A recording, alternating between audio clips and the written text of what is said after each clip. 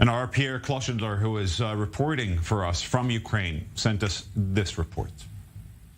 Day 7 of Russia's war in Ukraine. Russian forces are advancing slowly in all directions. Bombing intensifies over Kyiv.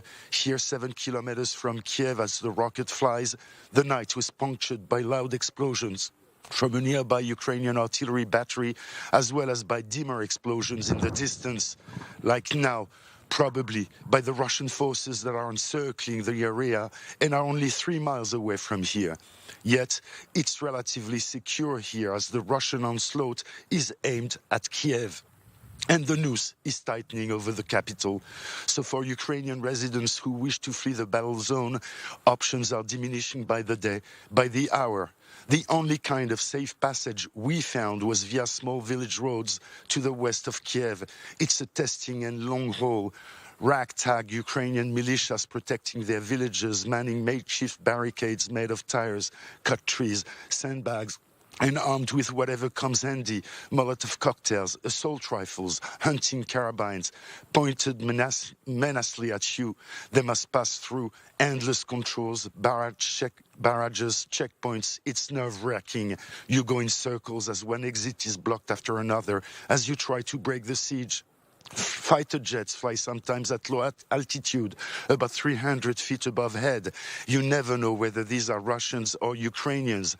Or you might encounter a female soldier at the last checkpoint to the front line, telling you, ironically, death will come faster if you pass through.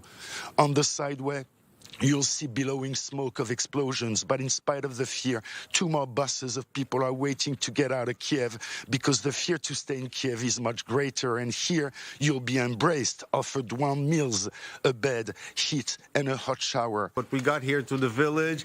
We were accepted very, with open arms. We were given, place to sleep, a place to eat, taking care of our family. Nobody checked who you were, not where you were, if you're Jewish or you're not Jewish.